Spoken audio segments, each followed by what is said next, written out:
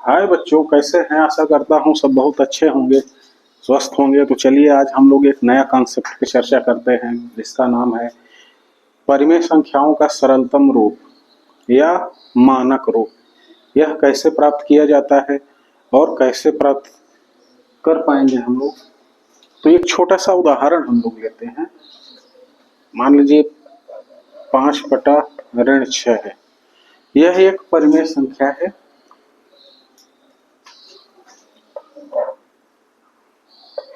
इसको लीजिए, यह एक परिमेय संख्या है। क्यों परिमेय संख्या है बहुत ज्यादा नहीं बताना है, क्योंकि इसके बारे में चर्चाएं पिछली वीडियोस में अच्छे से हो चुकी हैं। यहाँ केवल इतना आप समझ लीजिए कि अंश और हर। अंश क्या है? 15 है और हर क्या है? -60 है। तो सबसे पहले हमें क्या करना है, सरलतम रूप में लाने के लिए अंश और हर के निरपेक्ष मान का। निरपेक्ष का मान का मतलब होता है, चिन्हों को छोड़ दीजिए, केवल अंकों को लीजिए। तो इनके निरपेक्ष मान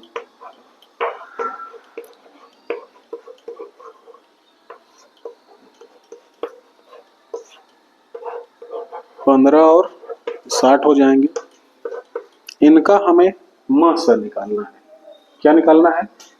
महत्तम समापवर्त। इसका हो जाएगा 3 गुणते 5। इसका क्या हो जाएगा? 3 गुणते या 2 से शुरू करिए। 2 गुणते 3, तो 3 6,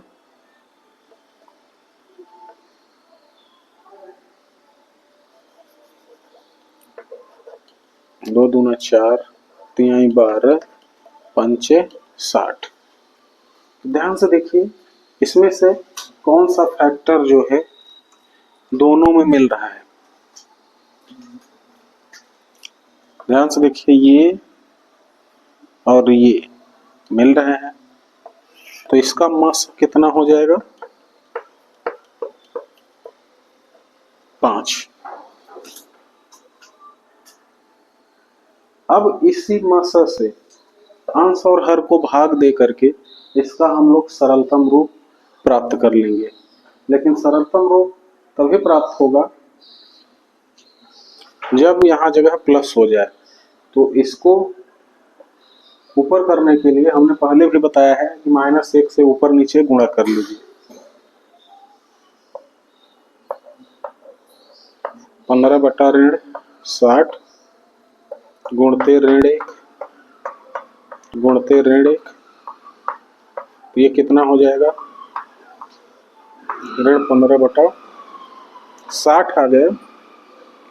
और ये -15/60 में अंश और हर के निरपेक्ष मान, चिन्ह को छोड़ दीजिए। तो चिन्ह को जब छोड़ देंगे तो क्या हो जाएगा? 5 है यहाँ, इसका मास आया, देख लीजिए। तो इसी को हम 5 से भाग दे देंगे, भागे अंश को भी और हर को भी। तो ये क्या निकल के आ गया? ऋण 5/3 मतलब 5 तिहाई 15। और नीचे आ जाएगा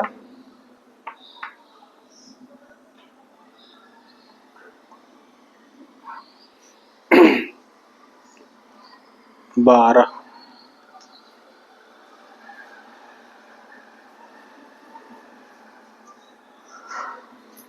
इसके बाद यहाँ एक 3 भी मिल रहा है, ध्यान दीजिए।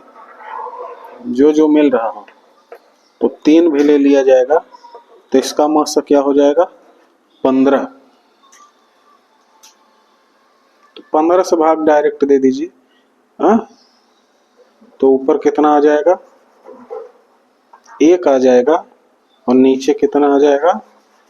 15 चौका 60। अब इसका ये सरलतम रूप है। क्यों सरलतम रूप है?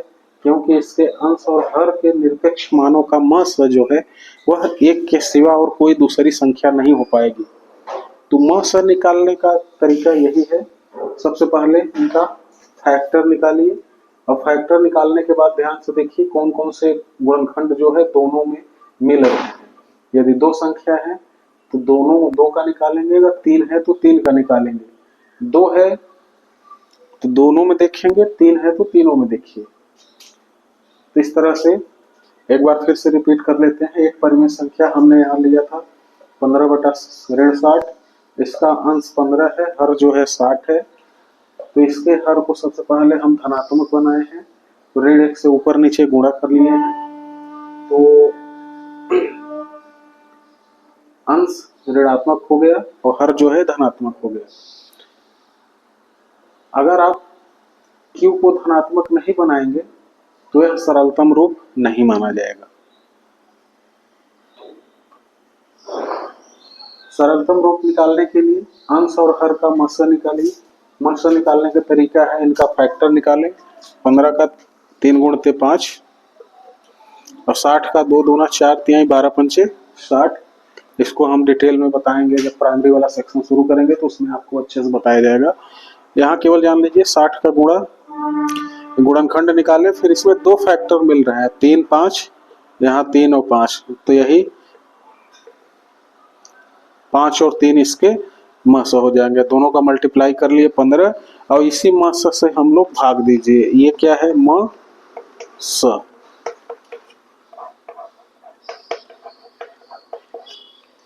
तो इस तरह से हम देखते हैं कि किसी भी परिमेय संख्या का सरलतम रूप ज्ञात करने के लिए उसके अंश और हर के मस से भाग दे देते हैं तो हमें सरलतम रूप प्राप्त हो जाता है।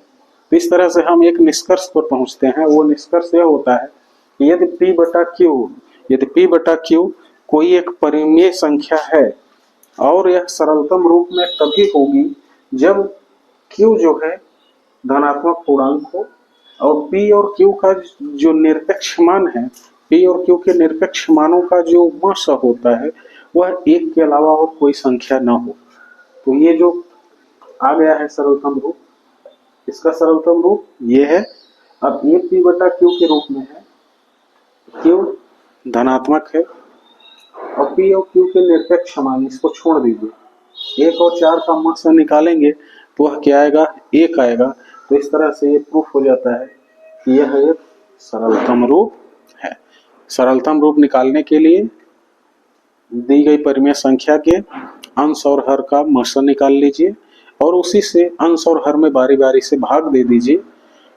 जो भी बचता है वह सरलतम रूप होगा। हाँ, भाग देने से पहले एक काम करिए, हर को जो है धनात्मक बना लीजिए और धनात्मक बनाने का तरीका वही होता है, सिंपल सा, -1 से ऊपर नीचे गुणा करना होता है। तो इसके बाद हम लोग एक महत्वपूर्ण निष्कर्ष पर पहुंचते हैं, उस निष्कर्ष को देख लेते हैं। चलिए।